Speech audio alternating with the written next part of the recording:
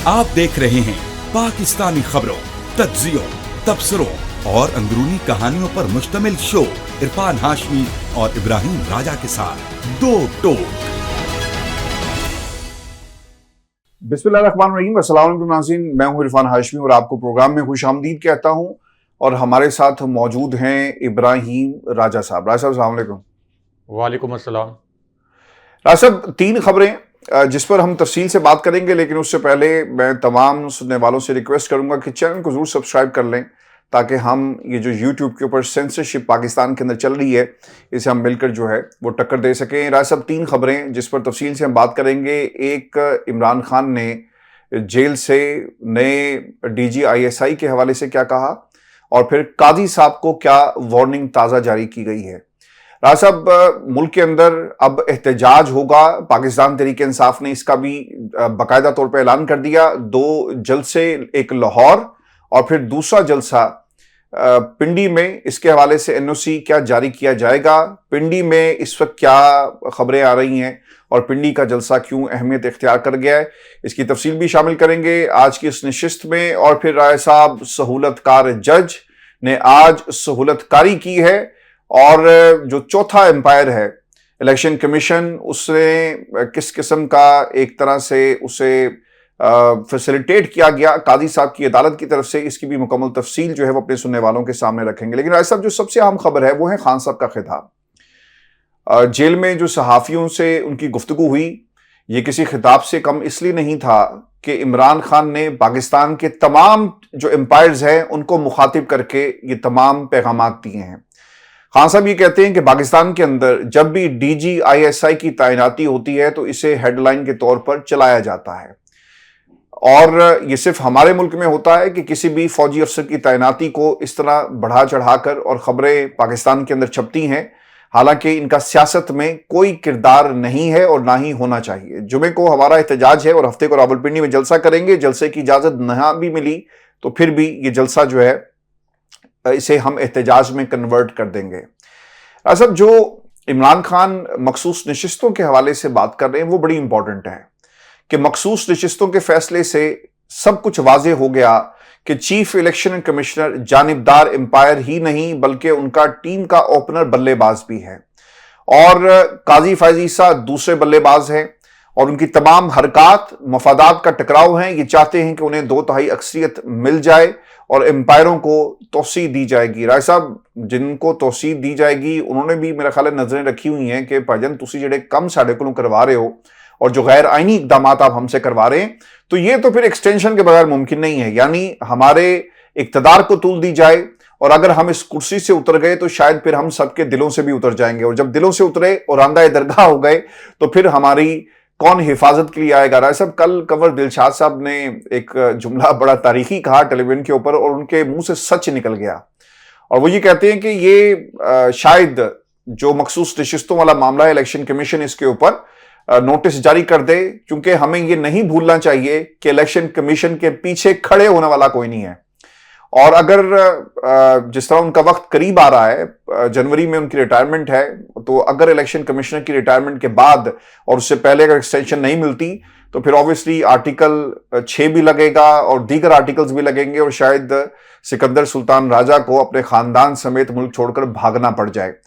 अब राय साहब, ये जो प्लान है लंदन, इसका जिक्र इमरान खान कुछ आज इस तरह कर रहे थे कि काजी साहब उसके मेन प्लेयर हैं, उसके साथ इलेक्शन कमिश्नर दूसरा प्लेयर है, और हमारा जो 9 मई और 8 फरवरी की दरखास्तें जो जज नहीं सुनता, उसके हवाले से पाकिस्तान में ये जो आइन के झंडे पकड़कर राय साहब जो इस वक्त मैदान में मौजूद हैं और अलम को बुलंद करते हैं कि आइनी इदारा है, पाकिस्तान की अवाम भी राय साहब की वजह से ये आइन भी है, ये मुल्क भी है, और इस मुल्क की वजह से पाकिस्तान की अवाम है। आपने दोनों को पसे पुश डालकर सिर्फ 4 लोगों के जो एक्सटेंशन वाले मामलात हैं इन्हें आप आगे बढ़ा रहे हैं। और काजी साहब ने पिछले जब से ही कुर्सी पर बैठे इन्होंने हमेशा यही किया, लेकिन आज वो बार बार ये कहते हैं कि जनाब मैं अगर जहाज पे बैठ जाता तो क्या होता, सुप्रीम कोर्ट किसी भी आईनी इदारे के मामलात में दखल अंदाजी नहीं कर सकती। और अगर आपने इनका जो ताजा बयान है राय साहब सुना हो, पढ़ा हो, तो वो ये कहते हैं कि जिन्होंने आइन बनाया उन्होंने आइन बनाने वालों ने इख्तियार दिया पार्लियामेंट को, और पार्लियामेंट का ये इख्तियार है कि वो आइन में तरमीम कर सके। जिस तरह आइन बना और आइन में जो इलेक्शन कमीशन का आइनी किरदार है, आप चाहें तो इसे खत्म कर दें। मैं क्या कर सकता हूं, यानी सुप्रीम कोर्ट ऑफ पाकिस्तान एक रबर स्टैंप के तौर पर याद रखी जाएगी, और काजी साहब का ये दौर है, ये एक स्याह के तौर पर जो है वो याद रखा जाएगा। राय साहब, खान साहब की जो DGISI के हवाले से तैनाती वाला मामला है, क्या कोई फर्क पड़ेगा? एक नए DGISI आ रहे हैं, या that will be a continuity of policies अगर इमरान खान के मुकदमात के हवाले से देखा जाए, या फिर दीगर जो केसेस हैं खान साहब के खिलाफ और उनकी जमात के खिलाफ? देखें, एक तो इस्टेब्लिशमेंट के मुतल्लिक 3 और जुमले और 3 और इंकशाफात इमरान खान साहब ने किए हैं। वो तीनों इंकशाफात और जुमले भी अपने व्यूअर्स के सामने रखते हैं। लेकिन जो सवाल आपने किया कि DGISI की तैनाती और नए DGISI के तकर्रुर के बाद क्या कोई पॉलिसी तब्दील होगी, एक तो इसके अंदर अहम बात यह है कि जब किसी आर्मी चीफ की तकर्री होती है तो वो आर्मी चीफ आके अपनी एक नई लाइनअप बनाते हैं। जो लेफ्टिनेंट जनरल्स होते हैं उनके तबादले भी होते हैं, इसी तरह जो कोर कमांडर्स हैं उनकी कोर्स भी तब्दील होती हैं, और इसी तरह जो तकर्रियाँ होती हैं उनके साथ साथ कुछ तरक्कियाँ भी होती हैं। यानी कुछ मेजर जनरल्स होते हैं जिनको तरक्की दे के 3 स्टार जनरल बना दिया जाता है, वो लेफ्टिनेंट जनरल बन जाते हैं, और कुछ अर्से के बाद फिर उनको कोई कोर भी कमांड करने के लिए दे दी जाती है। और असल में DGISI की तैनाती जो किसी भी प्राइम मिनिस्टर का आइन के तहत अख्तियार है, उनकी जो तैनाती होती है वो भी पाकिस्तान जैसे मुल्क में वो आर्मी चीफ की मर्जी और मंशा से होती है, और बुनियादी तौर पर उनकी मर्जी और मंशा के बगैर कोई DGISI के ओहदे पर तैनात नहीं हो सकता। तो अब जो आर्मी चीफ नए बनते हैं वो तो अपनी पूरी लाइनअप नई बनाते हैं, यानी ये कोई मौजूदा आर्मी चीफ के मुतल्लिक सिर्फ बात नहीं है। जो भी आर्मी चीफ आते हैं, क्योंकि वो अपना कंफर्ट लेवल देखते हैं, वो ये देखते हैं कि मेरा प्रोफेशनल रिलेशनशिप किसके साथ ज़्यादा कंफर्टेबल होगा, तो वो अपना कंफर्ट लेवल बनाते हैं, उसके मुताबिक लाइनअप बनाते हैं। लेकिन जो नए DGISI आते हैं, इनके पास ISI की पॉलिसी में तब्दीलियां करने का जो मार्जिन है ये बहुत कम होता है। ये कोई छोटी मोटी तो तब्दीलियां कर सकते हैं। मिसाल के तौर पर जब नए DGISI ISI का चार्ज संभालते हैं तो ये हो सकता है कि ये इंटरनल कुछ ऑफिसर्स को इधर से उधर कर दें, कुछ की असाइनमेंट्स तब्दील कर दें, लेकिन ISI की पॉलिसी वही रहती है जो कि आर्मी चीफ की जानिब से गाइड की जाती है, जो कि आर्मी हाउस से ISI को कन्वे की जाती है। मिसाल के तौर पर DGISI के बाद जो सबसे अहम ओहदा ISI के अंदर समझा जाता है वो DGC का है, यानी DG काउंटर इंटेलिजेंस। और बदकिस्मती से पाकिस्तान के अंदर आज से नहीं, हमेशा से ये ओहदा जो है ये बहुत कंट्रोवर्शियल रहा है, और ये कहा जाता है कि DGC जो है ये हमेशा रवायती तौर पर, आज से नहीं हमेशा, ये अपना इनका एक सियासी किरदार होता है, और इनको मुख्तलिफ सियासी जमातों के खिलाफ जो है मुख्तलिफ औकात में उस वक्त के हिसाब से इस्तेमाल किया जाता है। तो DGISI जो है ये खुद DGC को चेंज करने, नए DGC को तैनात करने का अमली अख्तियार नहीं रखते। यानी जब तक आर्मी चीफ की अप्रूवल ना हो, फौजी क़यादत की अप्रूवल ना हो, उस वक्त तक DGC को भी चेंज करने का अमली तौर पर अख्तियार नहीं रखते। लेकिन मौजूदा हालात के अंदर ये बात बहुत अहम है कि इसी प्लेटफॉर्म के ऊपर हमने ये खबर ब्रेक की थी। उस वक्त नून लीग के कुछ व्यूअर्स कह रहे थे कि शायद ये खबर दुरुस्त नहीं होगी। बाद में नजम सेठी साहब ने हमारी उस खबर की तस्दीक भी की थी कि 8 फरवरी 2024 का इलेक्शन तहरीक इंसाफ को हरवाने के लिए और इमरान खान साहब को हर सूरत में हरवाने के लिए कुछ फौजी जनरल्स को कुछ जिम्मेदारियां दी गई थी।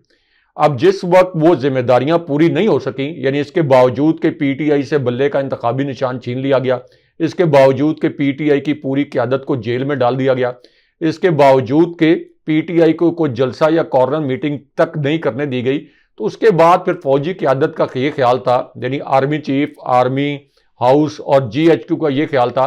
कि जिनको हमने ये जिम्मेदारी दी थी कि हर सूरत में तहरीक इंसाफ को हराना है, ये जिम्मेदारी पूरी नहीं हो सकी। तो उस वक्त ये फैसला कर लिया गया था कि कुछ जो जनरल्स हैं उनको उनके ओहदों से हटाया जाएगा, और उस वक्त जब ये खबर बाहर आ गई तो कुछ अरसे के लिए, यानी 2 माह के लिए इन तब्दीलियों को रोका गया, लेकिन अब फाइनली DGISI की तब्दीली हुई है और इसको इस कॉन्टेक्स्ट में भी देखा जा रहा है कि मौजूदा जो आईनी तरमीम पास करवाना जो कि इस्टेब्लिशमेंट के लिए बहुत ज़रूरी था, और इस्टेब्लिशमेंट के मुतल्लिक बिलावल जरदारी, फजलुर रहमान, कामरान मुर्तज़ा ये सब कह रहे हैं, हत्ता कि नून लीग के लोग भी कह रहे हैं कि ये मुसद्दा ही इस्टेब्लिशमेंट की जानिब से आया था। तो इसको इस कॉन्टेक्स्ट में भी देखा जा रहा है कि शायद ये आईनी तरमीम मंजूर नहीं करवाई जा सकी, तो इसलिए भी DGISI को तब्दील किया गया। लेकिन इसकी मेजर जो वजह है वो एक तो ये है कि उनकी मुद्दत मुलाजमत पहले ही पूरी हो चुकी थी, वो ऑलरेडी एक एक्सटेंशन के ऊपर थे, और दूसरा जो वजह हमने इलेक्शन के हवाले से बताई, और फिर शायद इसके अंदर ये आईनी तरमीम वाली वजह भी ऐड होगी। लेकिन क्या नए DGISI के आने के बाद तहरीके इंसाफ के हवाले से कोई पॉलिसीज में बहुत बड़ा शिफ्ट आएगा? तो इसका जवाब नफी में है। और अगर कोई पॉलिसीज में शिफ्ट आया, अगर कोई पॉजिटिव शिफ्ट आया, तो शायद फिर इस ओहदे के ऊपर किसी भी DGISI का तैनात रहना, अगर वो आर्मी चीफ की पॉलिसी से मुख्तलिफ पॉलिसी हुई, तो फिर वो इतने अरसे तक तैनात रहना मुमकिन नहीं होगा। अब जो इमरान खान साहब ने 2-3 और इंकशाफात किए हैं एस्टेब्लिशमेंट के मुतल्लिक, इनको समझना और लोगों को समझाना बड़ा ज़रूरी है। क्योंकि इमरान खान साहब ने कहा कि एक तो हमारी जो 9 मई के हवाले से पटिशन थी, और इसी तरह 8 फरवरी 2024 के फ्रॉड इलेक्शन के मुतल्लिक जो पटिशन थी, जस्टिस फायज ईसा ने इनको जानबूझ के दबा के रखा हुआ है। उसके बाद फायज ईसा ने हमारी कौमी असम्बली की 4 नशिस्तें कम कर दी ताकि किसी भी तरीके से इस कठपुतली हुकूमत की 2/3 अक्सरियत जो है पूरी की जा सके, और फिर जस्टिस फायज ईसा की एक्सटेंशन की राह हमवार हो। उसके बाद खान साहब कहते हैं कि असल में एक थर्ड अंपायर भी है इसके अंदर, जो कि इनकी पुश पनाई कर रहा है, क्योंकि ये जो आईनी तरमीम का पैकेज आना है, इसमें सिर्फ जस्टिस फायज ईसा की एक्सटेंशन नहीं होनी, इसमें सिर्फ chief election commissioner Sikandar Sultan Raja की एक्सटेंशन नहीं होनी। उनके मुतल्लिक भी मैं एक ब्रेकिंग न्यूज़ अपने व्यूअर्स को दे दूं कि ये जो सिकंदर सुल्तान राजा हैं, इनकी मुद्दत मुलाजमत जनवरी 2025 में ख़त्म हो रही है, यानी 3-4 माह के बाद इनकी मुद्दत मुलाजमत भी ख़त्म हो रही है। और इस वक्त ये मनसूबा फाइनलाइज किया जा चुका है कि या तो इनको दोबारा तैनात कर दिया जाएगा, या ये कहा जाएगा कि जब तक नए चीफ इलेक्शन कमिश्नर की तैनाती नहीं होती ये अपने ओहदे पर बरकरार रहेंगे। ये तो उसमें आईनी पैकेज का हिस्सा है राय साहब, ये तो बिल्कुल उस आईनी पैकेज का हिस्सा है। और उसके अंदर वे आउट ये निकाल रहे हैं कि हम ये कहेंगे कि नए चीफ इलेक्शन कमिश्नर की तकर्री पर कंसेंसस नहीं बन रहा, तो इसलिए जब तक नए चीफ इलेक्शन कमिश्नर की तकर्री पर कंसेंसस नहीं बनता, तो इन्हीं को आप एक्सटेंशन दें, या उस वक्त तक ये अपने फराइज जो है ये अंजाम देते रहें। ये भी जो 55-56 इन्होंने तरमीम जो मुसद्दा बाहर निकला था, उसमें उन्होंने कहा था कि जब तक नया जो चीफ इलेक्शन कमिश्नर नहीं आएगा तो यही कंटिन्यू करेगा, यानी उसके अंदर कैच यही था। अच्छा, अब उसके बाद इमरान खान साहब ने कहा कि एक जो थर्ड अंपायर है वो इनकी पुश पर है, क्योंकि उनको भी एक्सटेंशन मिलेगी। ये एक छोटा सा ग्रुप है, और इस ग्रुप ने इस वक्त सुप्रीम कोर्ट को और पूरे मुल्क को यरगमाल बना लिया। उसके बाद इमरान खान साहब ने कोट अनकोट जो उनके अल्फाज थे खान साहब के, उन्होंने कहा कि पूरी कौम को पता है कि इस वक्त मुल्क जनरल आसिम मुनीर चला रहे हैं, और जनरल आसिम मुनीर ने मुझे तोड़ने के लिए तोशाखाना रेफरेंस में बुशरा बीबी साहिबा को सजा दिलवाई। जो अदालती इस्टेब्लिशमेंट है, इसके रास्ते में ज़बरदस्त जजेस आए, जिनमें जस्टिस एजाजुल एहसन भी शामिल थे, लेकिन जस्टिस फायज ईसा ने उनको बाहर कर दिया, और जस्टिस मंसूर अली शाह का ये जो बेंच बनाने वाली कमेटी में रद्दो बदल किया गया, इसके ऊपर जस्टिस मंसूर अली शाह का जो मौक़िफ़ है ये बिल्कुल ठीक है। लेकिन उसके बाद इमरान खान साहब का जो GHQ के मुतल्लिक एक ऐलान है, ये भी बड़ा अहम है। इसी प्रोग्राम में गुज़िश्ता रोज़ हमने डिस्कस किया था कि पाकिस्तान के अंदर सिर्फ एक PTI वाहिद जमात है जो कि रावलपिंडी के लियाकत बाग को भर सकती है। तो इतने कम वक्त के नोटिस पर, यानी हफ्ते को PTI ये जलसा करना चाहती है रावलपिंडी में, और इतने कम वक्त के नोटिस पे, 3-4 दिन के नोटिस पे भी तहरीक इंसाफ ने ये रिस्क लिया है और ये कहा है कि इस्टेब्लिशमेंट के शहर रावलपिंडी में, और रावलपिंडी का जो सबसे बड़ा सियासी ग्राउंड है, वैसे तो पहले एक पार्क था लियाकत बाग, तो यहाँ पे हम जलसा करना चाहते हैं और इसके NOC के लिए दरख्वास्त दी है। यानी तहरीक इंसाफ को कोई खौफ नहीं है कि ये जलसा गाह अगर हम ना भर सके तो हमारी सुबकी होगी। वो इतने कॉन्फिडेंट हैं कि इतने लोग आएंगे कि ये लियाकत बाग जो कि एक तारीखी जलसा गाह है ये भी भर जाएगी। और उस कॉन्फिडेंस की वजह यह है कि इस्लामाबाद में कौमी असम्बली की तीनों नशिस्तें इस दफा भी पीटीआई ने जीती थी। 2018 के इलेक्शन में भी पीटीआई ने क्लीन स्वीप किया था और पूरा पिंडी डिवीजन जो है, पूरा पिंडी डिवीजन, शहर नहीं, पूरा पिंडी डिवीजन भी ये ऑलमोस्ट तहरीक इंसाफ ने क्लीन स्वीप किया था। तो बाहर से अगर काफिले ना भी आए और आजादाना तौर पर यह जलसा करने दिया जाए तो 2-3 लाख लोग तो सिर्फ इस्लामाबाद रावलपिंडी से इस जलसे में आ सकते हैं। तो इसलिए ये इमरान खान साहब का अनाउंसमेंट भी बहुत अहम है कि पिंडी में हम जलसा करेंगे और अगर जलसे की इजाजत ना दी गई तो फिर रावलपिंडी में ही एहतजाज करेंगे। और चूंकि जीएचक्यू का शहर है तो इसलिए इसकी बड़ी अलामती अहमियत है। अच्छा भाई साहब, ये जो अदालत है काजी साहब की, ऑब्वियसली ये एक डिक्टेटर की अदालत है। आज हम एक लम्हे के लिए भी राय साहब दिल नहीं करता कि सोचें, मुंह से बर्मला लफ्ज निकलता है डिक्टेटर, सहूलतकार। और जिस तरह की ये सहूलतकारी जस्टिस काजी फैज ईसा जो कर रहे हैं, थोड़ा सा लिहाज होता है ना कि यार सुप्रीम कोर्ट का जज है, चीफ जस्टिस है, और अगर उसने नोटिस ले लिया और वो जो सहाफियों को जिस तरह पुकार रहा है, तो लेकिन जितना इन्होंने पाकिस्तान के अंदर जो सहूलतकारी की है, अब मेरा ख्याल है कि बच्चा बच्चा बोलेगा कि सहूलतकार जो एम्पायर है वो जस्टिस काजी फैज ईसा है और वो किस तरह से हुकूमत की इस वक्त सहूलतकारी कर रहा है। सब इसमें दो चीजें बड़ी इंपॉर्टेंट हुई हैं। और काजी साहब ये कहते हैं कि आइन बनाने वालों ने इलेक्शन कमीशन को इदारा बनाया, वो चाहे तो इसे खत्म भी कर सकते हैं। अब इस मुल्क के अंदर कल को आइन बनाने वाले और पार्लियामेंट को चलाने वाले अगर सिर्फ राय साहब ये कह दें कि ये पार्लियामेंट की मुद्दत जो है वो ता हयात होगी, जितने मेंबरान उनका इंतखाब 2024 के इलेक्शन में हो गया, ये सारी उम्र इस पार्लियामेंट में बतौर रुकन जो है वो काम जारी रखेंगे, कानून साजी करते रहेंगे, तो क्या फिर सुप्रीम कोर्ट जागेगी नहीं और क्या करेगी? यानी पार्लियामेंट के ऊपर एक चेक एंड बैलेंस जो है वो किस तरह से रखा जाएगा? कोई ऐसी हम ख्याल लोगों की कानून साजी और जो जिस तरह से तरमीम ला रहे हैं उसके ऊपर जो प्रोपोर्शन ऑफ पावर है या बैलेंस ऑफ पावर है, उसे किस तरह से आप बैलेंस कर सकते हैं? ये इसमें एक बुनियादी सवाल है। सुप्रीम कोर्ट में पंजाब में इलेक्शन ट्रिब्यूनल की तश्कील से मुतल्लिक केस की समाअत हुई है और जिसमें सलमान अकरम राजा और चीफ जस्टिस के दरमियान रायसा मुकालमा हुआ। सलमान अकरम राजा ने मौक़िफ़ इख्तियार किया कि हाई कोर्ट के हुक्म पर इलेक्शन कमीशन को अमल दरामद करना चाहिए था। हाई कोर्ट के हुक्म पर कोई फैसला दिए बगैर सुप्रीम कोर्ट मामला खत्म नहीं कर सकती। हम अदालती फैसलों पर इन्हिसार करें या आइन पर, ये चीफ जस्टिस ने कहा। अदालत आइन की पाबंद है, मुझे सरोकार नहीं कि किसी जज ने क्या फैसला किया। सलमान अकरम राजा से सवाल किया चीफ जस्टिस ने कि क्या आप अपनी मर्जी के जजेस ट्रिब्यूनल के लिए चाहते हैं? जब Lahore high court election commission में मुशावरत हो चुकी तो मजीद क्या करना चाहिए? आप चाहते हैं कि ट्रिब्यूनल्स का मामला खत्म ही ना हो? हाई कोर्ट का हुक्म कलदम या बरकरार रखे बगैर ये केस खत्म नहीं होगा। इलेक्शन कमीशन के पास इख्तियार नहीं कि कौन सा जज कौन सा ट्रिब्यूनल केस सुनेगा। अदालती फैसलों के बजाय सिर्फ आइन पर अमल दरामद हो तो मुल्क में मसाइल पैदा होंगे। रिमार्क्स चीफ जस्टिस के ये भी थे कि आइन बनाने वालों की दनाई होती है, आइन बहुत पेचीदा किताब है जो सिर्फ एक दाना शख्स ही समझ सकता है। आइन बनाने वालों ने इलेक्शन कमीशन को इदारा बनाया, वो चाहे तो खत्म भी कर सकते हैं। फिलहाल इलेक्शन कमीशन एक आइनी इदारा है, अगर हाई कोर्ट अगर इलेक्टोरल काम शुरू कर देगा तो क्या होगा? राय साहब, सारी पाकिस्तान की आवाम जो वो बेवकूफ है और इस मुल्क के अंदर या तो ये आइन काजी साहब को समझ में आता है या फिर ये बिलावल जरदारी को समझ में आता है जो अभी कुछ दिन पहले ही जो है वो 35 या 36 बरस के हुए, या फिर ये नून लीग को समझ में आता है। इसके अलावा ये आइन की किताब किसी को समझ में नहीं आती। यही चीफ जस्टिस साहब जो है वो राय साहब कहना चाह रहे हैं, क्योंकि अदम इत्तमाद का इजहार किया है सलमान अकरम राजा ने इनके ऊपर, और फिर हामिद खान साहब ने भी अदम इत्तमाद का इजहार किया। और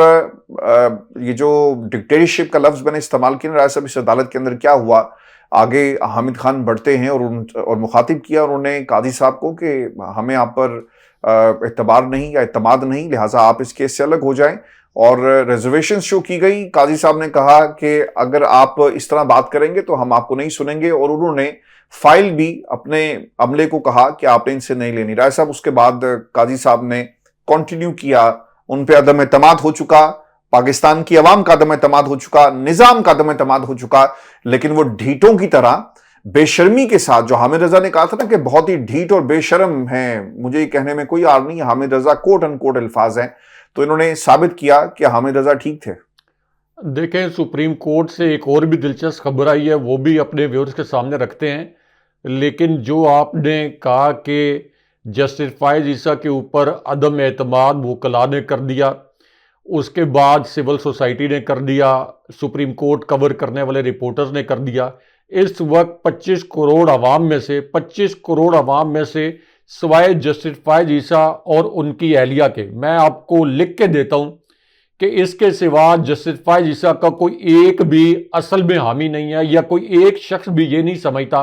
कि जस्टिस फायज ईसा इस वक्त आइन के तहत, मेरिट के तहत फैसले कर रहे हैं। यहां तक कि नून लीग, बतौर सहाफ़ी नून लीग के लोगों से खबरें लेने के लिए मेरा राब्ता रहता है, पीपल्स पार्टी के लोगों से खबरें लेने के लिए मेरा राब्ता रहता है, इसी तरह पीटीआई के जो रहनुमा हैं उनसे राब्ता रहता है। तो खुद नून लीग और पीपल्स पार्टी के लोग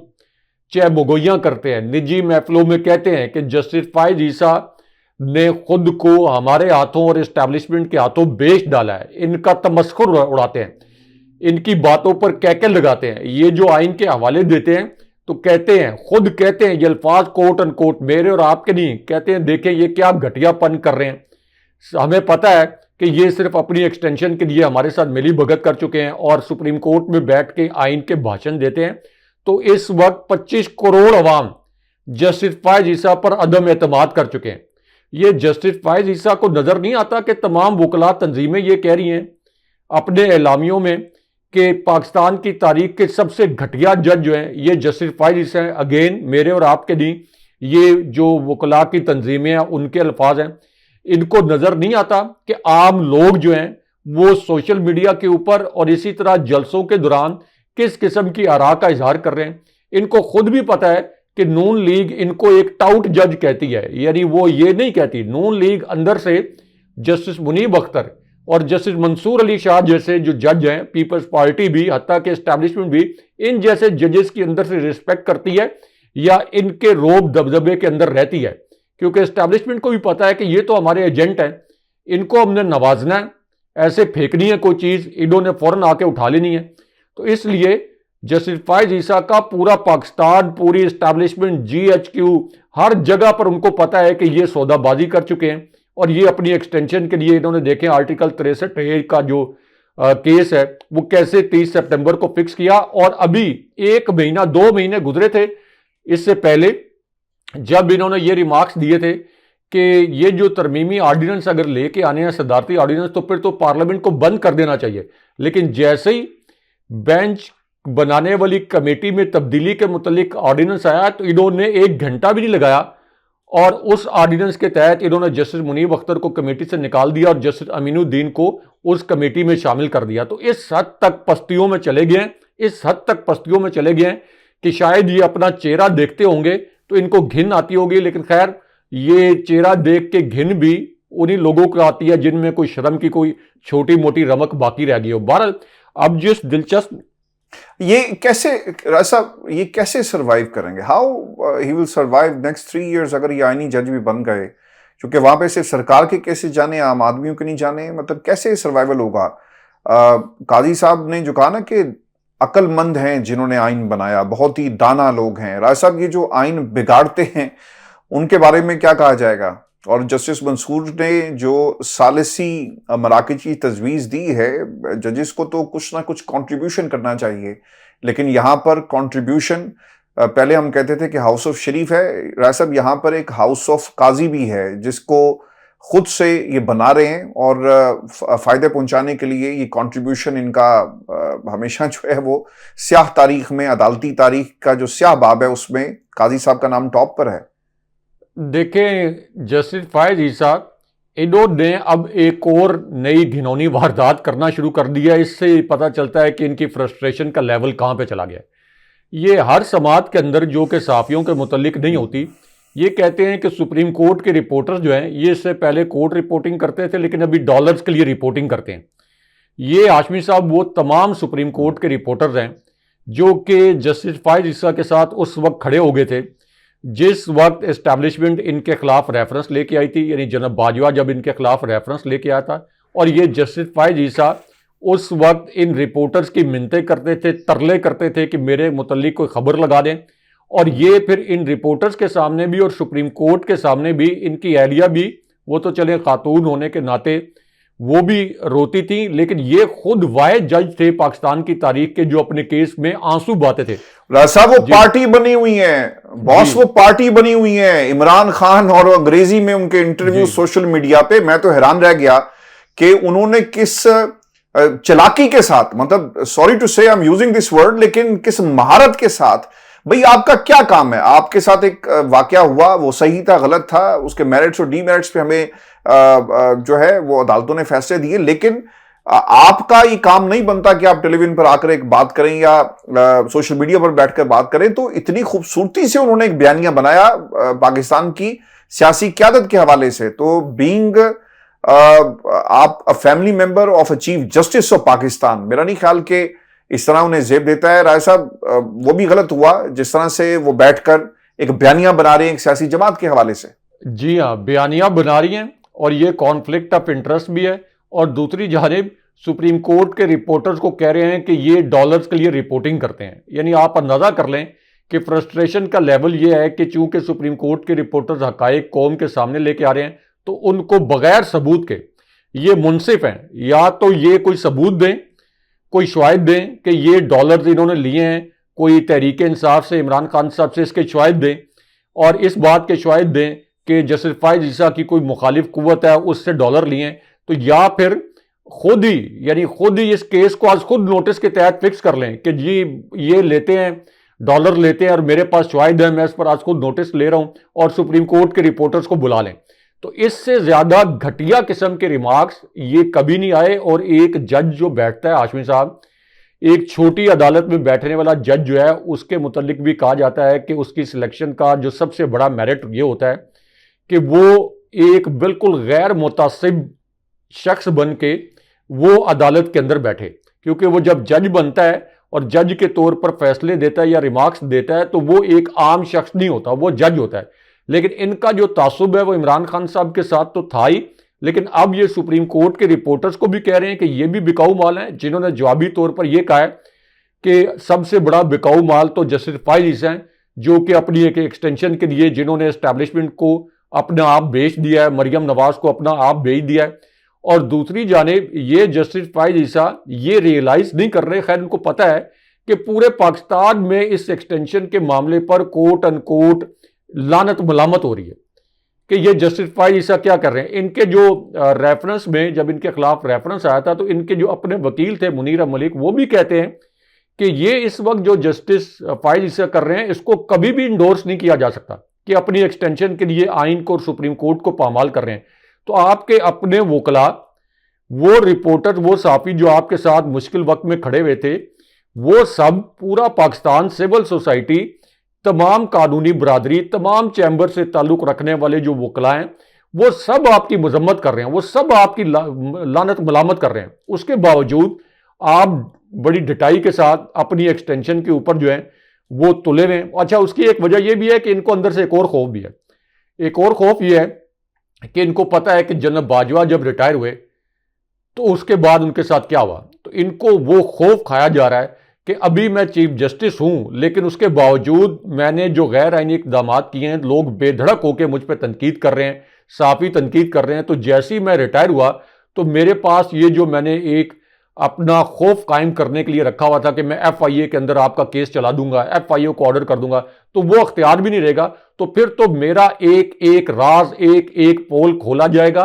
और कोई साफी, 2, 3, 4 तहकीकाती साफी वो डील भी सामने लेके आ जाएंगे कि जस्टिस फायज ईसा ने कैसे एस्टैब्लिशमेंट के साथ और नून लीग के साथ डील की थी कि हमने इमरान खान साहब और तहरीक नहीं। आप मेरी बात सुने, चले वो तो डील जब आएगी हम देखेंगे, कौम को वो ना भी ये राय सब पता है, लेकिन ये जो ऑर्डिनेंस जब आया ना, 2 जजेस ने ना इसके ऊपर सवाल उठाए कि भाई क्या इतनी जल्दी थी कि इधर ऑर्डिनेंस आता है, आप अगले दिन formation of committee and then आप अपनी मर्जी से एक बेंच बनाते हैं। जस्टिस मुनीब ने भी कहा मैं नहीं बैठूंगा, जस्टिस मंसूर ने भी कहा मैं नहीं बैठूंगा। जस्टिस मुनीब ये कहते हैं कि जब तक आप उसे बहाल नहीं करते पुरानी वाली कमेटी को, मेरे से आप तवक्को ना रखें कि ये कमेटी बेंच बनाएगी और मैं उसके अंदर बैठूंगा। राय साहब, मसला यहाँ पर यह है कि हमें उस दिन को देखना होगा जिस दिन काजी साहब घर चले गए और हमने अपने प्रोग्राम के थंबनेल में लिखा कि कमरा बंद कर दिया, इन्होंने रास्ते बंद किए, इन्होंने उस कमेटी को बंद करने की कोशिश की जिसके ऊपर उन्हें मालूम था कि ऑर्डिनेंस आ रहा है, कल आएगा और फिर उसके बाद मैं उसके ऊपर नोटिफिकेशन करूंगा। और यानी ये कैसे मुमकिन है कि एक जज को ये ना पता हो। मैं तो ये कहता हूं कि राय साहब इनके उस तारीख को जिस दिन ये ऑर्डिनेंस आया, जब ये अपनी कुर्सी से उतरे, हालात थोड़े से डिफरेंट होंगे, इनके फोन और इनकी जो कॉल हिस्ट्री उसे चेक किया जाए कि इन्हें किस किस ने फोन किया, किस किस ने राब्ता किया, इनके चैम्बर में कौन आकर पैगाम देता है और जो पैगाम रसा थे वो कौन थे, पता लग जाएगा कि ये किस तरह से मिलकर जो है इस वक्त पाकिस्तान के अंदर ये खेल खेले हैं। राय साहब इसमें तो कोई दो राय है ही नहीं कि ऑर्डिनेंस और घर चले जाना ये इत्तफाक नहीं हुआ, बल्कि ये प्लानिंग थी जो लंदन से शुरू हुई और अब अपने आखिरी मराहिल में बकौल कादी साहब के जो है वो कोशिश तो कर रहे हैं। राय साहब आज एक और भी काम हुआ और ये जो बिलावल जरदारी साहब हैं, मैं चाहूंगा कि इस पे हम थोड़ी सी बात जरूर करें। और उन्होंने सहारा लिया है आज पाकिस्तान के अंदर अपने खानदान की कुर्बानियों का। बेनजीर की शहादत ऑब्वियसली ये जमहूरियत को बहुत बड़ा धचका था। जो फोर्सेस जमहूरियत को, चाहे वो जैसी भी जमहूरियत राय साहब, वो लोग अच्छे थे या बुरे थे, जो इसके खिलाफ हैं, उन्होंने ये सब कुछ काम किया जमहूरियत को दबाने के लिए। फिर उससे पहले इनके नाना को फांसी पर लटकाया गया, वो भी गलत हुआ, है गलत फैसला। लेकिन ये दलील नहीं हो सकती कि पाकिस्तान में आईनी पैकेज जो है वो क्यों आना चाहिए। आज ये वकला से खिताब करके एक दलाइल दे रहे थे कि देखिए हमारा खानदान और हमारा आपसे कितना ताल्लुक है, हमने आइन को बनाया, हम आइन बनाने वालों में से हैं। लेकिन इन्होंने एक लफ्ज ये कहा कि जमहूरियत का हुस्न ये है कि फ्लोर क्रॉसिंग की जाए। असर कैन यू बिलीव दैट कि पाकिस्तान तहरीक इंसाफ के नाम पर वोट पड़ता है, खान के नाम पर वोट पड़ता है, बेनजीर के नाम पर ये लोग भुट्टो खानदान के नाम पर वोट लेते हैं, या फिर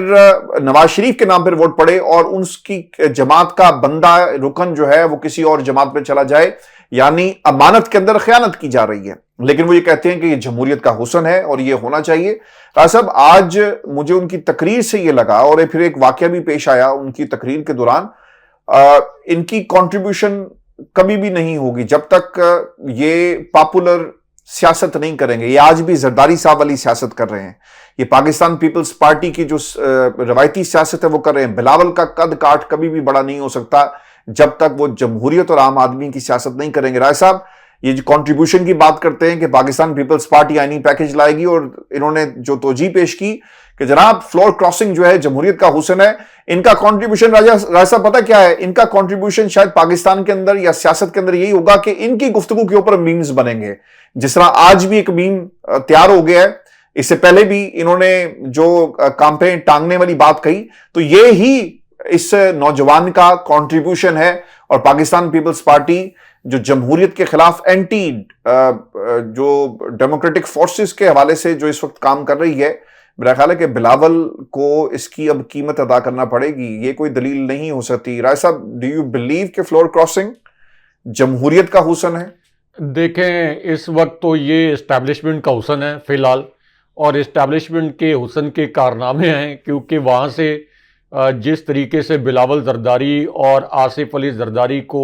एक सख्त पैगाम दिया गया है कि हमें पता है कि आप लोगों ने, यानी इस्टेब्लिशमेंट ने पैगाम दिया है कि हमें पता है कि आईनी तरमीम क्यों मंजूर नहीं हो सकी और आप लोगों ने क्या डुअल गेम किया है, तो आप इतने स्मार्ट न बने। हमने आपको इलेक्शन मैनेज करके इस वक्त मुसल्लत किया है इस कौम के ऊपर, और आसिफ अली जरदारी को सदर भी बनाया है, तो ये आपको कॉम्पनसेट करना पड़ेगा। और अगर आप नहीं करेंगे तो फिर आपको सिंध में जहां आपका लूट मार का बाजार गर्म होता है वहां भी आपको नताइज भुगतना पड़ेंगे और आसिफ अली जरदारी की सदारत भी ख़त्म हो सकती है। तो ये तो असल में GHQ की जानिब से एक पुश आया है और एक शटअप कॉल आई है, तो उसकी वजह से ये बिलावल जरदारी जो है वो कहते हैं ना कि तोते की तरह बोलना, तो अब ये तोते की तरह बोल रहे हैं। वरना ये पीपल्स पार्टी के वो रहनुमा जो कभी कभार साल में, 2 साल में, 10 साल में एक मरतबा जमहूरियत की बात कर लेते हैं, वो भी नहीं मानते।